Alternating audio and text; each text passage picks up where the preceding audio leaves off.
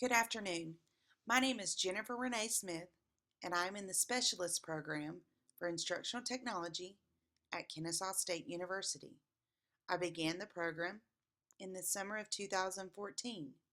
I will graduate the summer of 2015. I did my paper on online record keeping in supervised agriculture experience projects. This is something that is very close to me as I am an agriculture education teacher and believe that all students should complete the three-ring model of agriculture education. The three parts of the model are classroom instruction, where students actually learn about agriculture and agricultural facts, SAE projects, where students will go to their homes and complete a certain number of hours in an agriculture-related field. This is usually related to classroom work they have completed. The third ring is the Future Farmers of America, or FFA, as it is known today. FFA is a way for students to compete in projects that they have worked on throughout the year. It is a great way for students to earn money, scholarships to college, and recognition for the hard work that they do. I would like to talk with you today about how online record keeping is used in my classroom and the perceptions of it from students. The problem: students are not keeping good records in their SAE projects. I wondered how technology could be integrated to increase student accessibility to records. Many of my students complained when we were using a paper record book that they were not able to write down their hours. However, I did not want the record books to leave the classroom, as they would often get lost or messed up, especially if a student has a particularly messy project, such as raising and showing swine or dairy cows or beef cattle. AET, Agriculture Experience Tracker, is a way for students to keep online records for their SAE project. This was created specifically for agriculture education students that need to keep online records.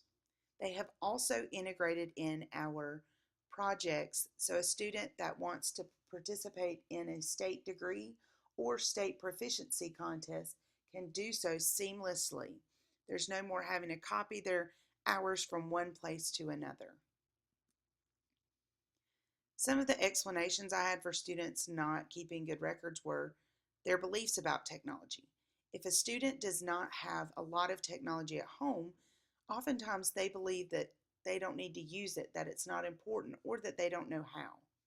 So I feel like having a breakdown of the program into specific lessons will increase student use. Also, continuous data checks, making sure that students are updating their online record books continuously. The purpose of this project was to determine if students prefer using online record keeping systems, in this case the Agriculture Experience Tracker, or AET as I will refer to it, or if they prefer keeping paper records. Research questions. Does online record keeping affect South Georgia High School students' attitudes towards participating in SAE projects? Will actually keeping records online increase participation in SAEs? Does online record keeping increase the number of hours a student in a high school in Southeast Georgia would log compared to a paper document due to the ease and availability? I also wanted to know how students felt about keeping paper records over online record keeping.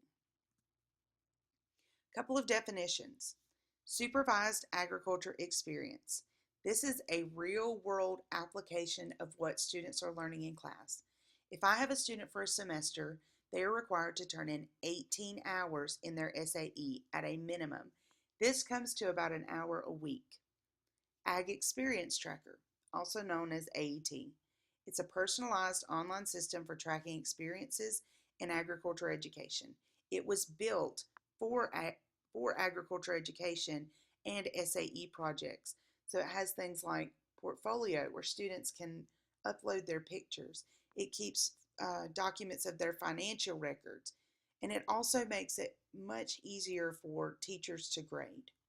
And then online record keeping. Keeping one's activities, financial dealings, ledgers, journals online so that it is available anywhere. My methodology. This was an intrinsic case study, although I really conducted it more as a scientific method approach. Students that participated were from a single high school in rural southeast Georgia. The high school is Title I. All students receive free lunch. The ages range from 14 to 19 years old, and they are in grades 9th through 12th. These students are ones that I've had in class. 3 of them have taken paper records, so they have seen the difference.